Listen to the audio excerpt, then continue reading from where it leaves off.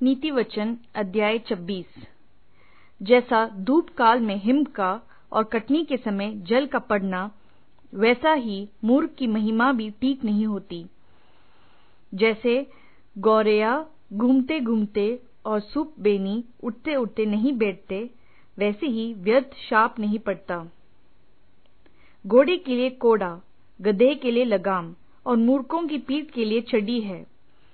मूर्ख को उसकी मूर्खता के अनुसार उत्तर न देना, ऐसा न हो कि तू भी उसके तुल्य ठहरे। मूर्ख को उसकी मूर्खता के अनुसार उत्तर देना, ऐसा न हो कि वह अपने लेखे में बुद्धिमान ठहरे। जो मूर्ख के हाथ से संदेश बेचता है, वो मानो अपने पांव पर कुल्हाड़ मारता और विष पीता है। जैसे लंगड़े के पांव लड़खड़ाते हैं, वैसे ही मूर्खों के मुंह में नीति वचन होता है। जैसे पत्थरों के ढेर में मणियों की तेली, वैसे ही मूर्ख को महिमा देनी होती है। जैसे मतवाले के हाथ में कांटा गड़ता है, वैसे ही मूर्खों का कहा हुआ नीति वचन भी दुखदायी होता है। जैसा कोई तीरंदाज जो अकारण सबको मारता हो, वैसा ही मूर्खों या राहगीरों का मजदूरी में लगाने वाला भी होता है। जैसे कुत्ता अपनी चाट को चाटता है, वैसा ही मूर्ख अपने मूर्खता को दोहराता है।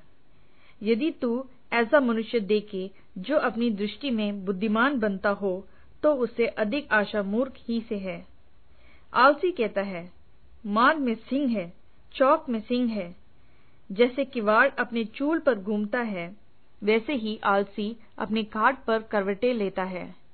आलसी अपना हाथ ताली में तो डालता है, परंतु आलस्य के कारण कौर मुंह तक नहीं उठाता। आलसी अपने को ठीक उत्तर देने वाले 7 मनुष्य से भी अधिक बुद्धिमान समझता है। जो मार्ग पर चलते हुए पराये झगड़ों में विघ्न डालता है, वह उसके समान है जो कुत्ते को कानों से पकड़ता है। जैसा एक पागल जो जलती लकड़ियों और मृत्यु के तीर फेंकता है, वैसा ही वह भी होता है जो अपने पड़ोसी को धोखा देकर कहता है, मैं तो मजाक कर रहा था। जैसे लकड़ी न होने से आग बुझती है, उसी प्रकार जहाँ कानाफूसी करने वाला नहीं, वहाँ झगड़ा मिट जाता है। जैसा अंगारों में कोयला और आग में लकड़ी होती है, वैसा ही झगड़ा बढ़ाने के लिए झगड़ालू होता है। कानाफूसी करने वाले के वचन स्वादिष्ट भोजन के समान भीतर उतर आते हैं। जैसा कोई चांदी का पानी चढ़ाया हुआ मिट्टी का बर्तन हो, वैसा ही बुरे मन वाले के प्रेम भरे वचन होते हैं।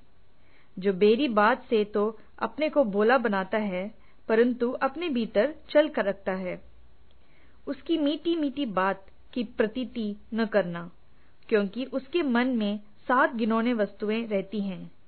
चाहे उसका बैर छल के कारण छिप भी जाए, तो भी उसकी बुराई सभा के बीच प्रकट हो जाएगी। जो गड्ढा खोदे वही उसी में गिरेगा, और जो पत्थर लुढ़काए वह उलटकर उसी पर लुढ़क आएगा। जिसने किसी को झूठी बातों से घायल किया हो, वह उससे बैर रखता है, और चिकनी चुपड़ी बात बोलने वाला विनाश का कारण होता है।